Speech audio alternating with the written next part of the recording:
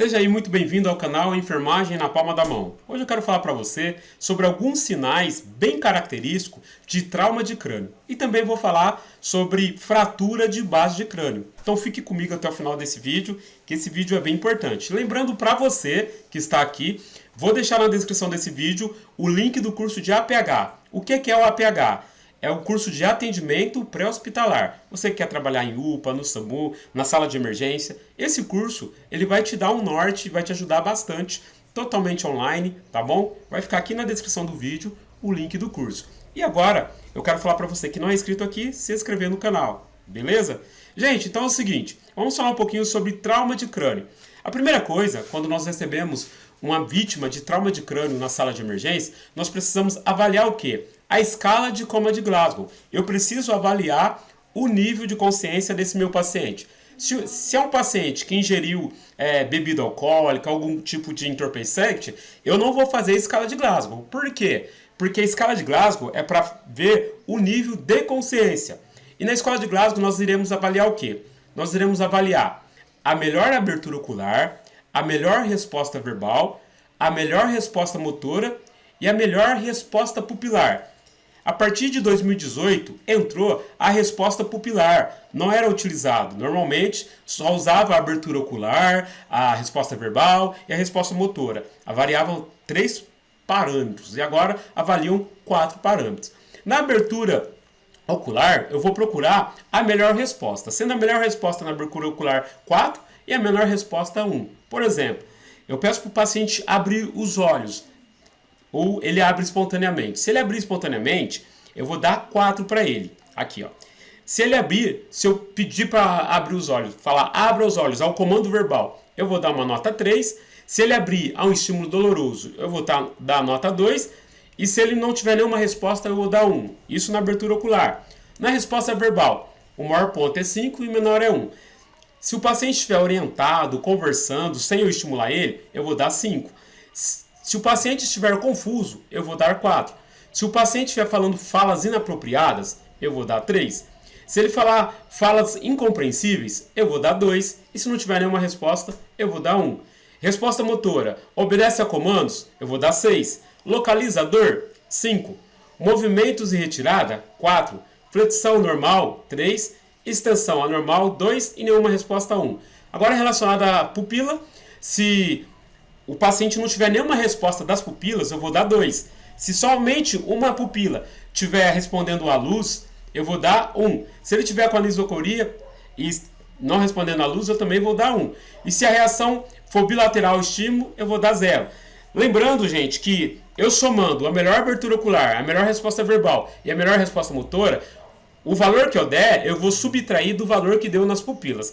Passei rápido aqui só para te falar sobre a escala de Glasgow. Eu vou fazer um vídeo específico para vocês aqui no canal, só explicando sobre a escala de coma de Glasgow, detalhadamente. Aqui eu passei rapidinho, tá bom? Fica bravo comigo não.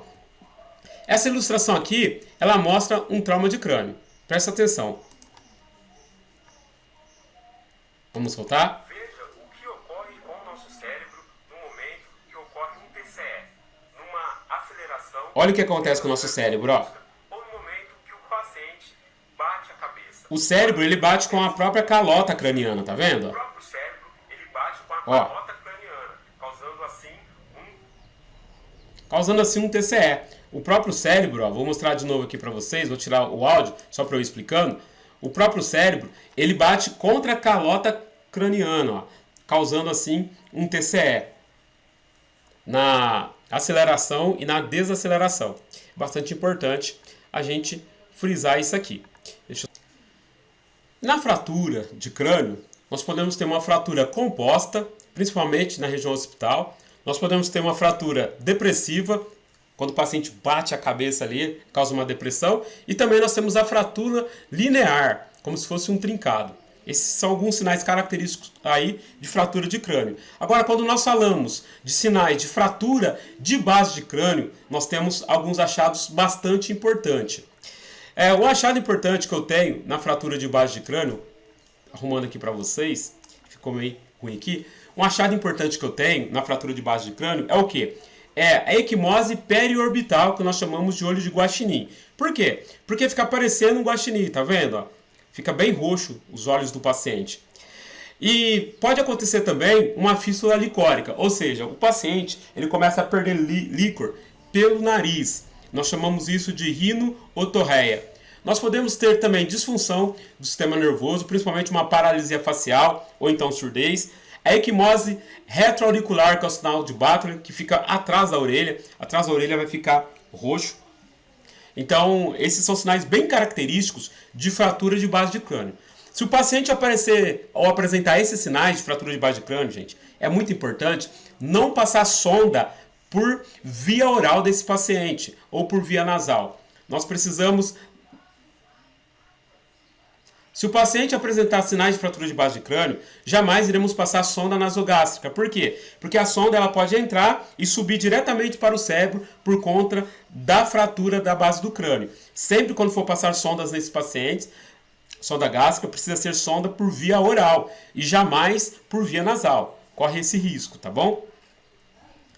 Agora eu quero mostrar para vocês uma tomografia mostrando um TCE. Aqui nós temos, ó, essa parte aqui, ela mostra bastante sangue, tá vendo?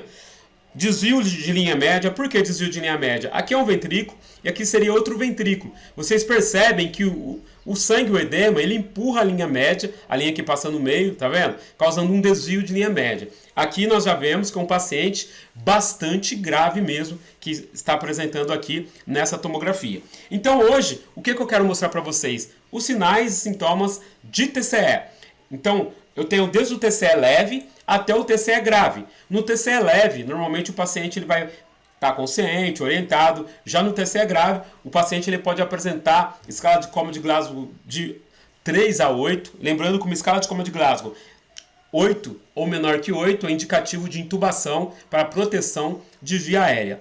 Então, através desse vídeo, você vai saber identificar quando entrar dentro da sua sala de emergência um paciente com trauma de crânio e com sinais de fratura de base de crânio. Todo paciente que sofre trauma, gente, nós precisamos suspeitar de trauma de crânio, até que faça todos os exames e esse paciente permaneça em observação. Dependendo da instituição, no mínimo 12 horas, tá bom? Espero que você tenha gostado desse vídeo. Foi bem rápido mesmo, só para te mostrar um pouquinho aí de como identificar um traumatismo craniano e como identificar também uma fratura de base de crânio. Gostou do vídeo? Se inscreva no canal e lembrando que na descrição vai ficar o link do curso de APH totalmente online, tá bom? Com desconto na descrição desse vídeo. Grande abraço aí pra você e até o próximo vídeo.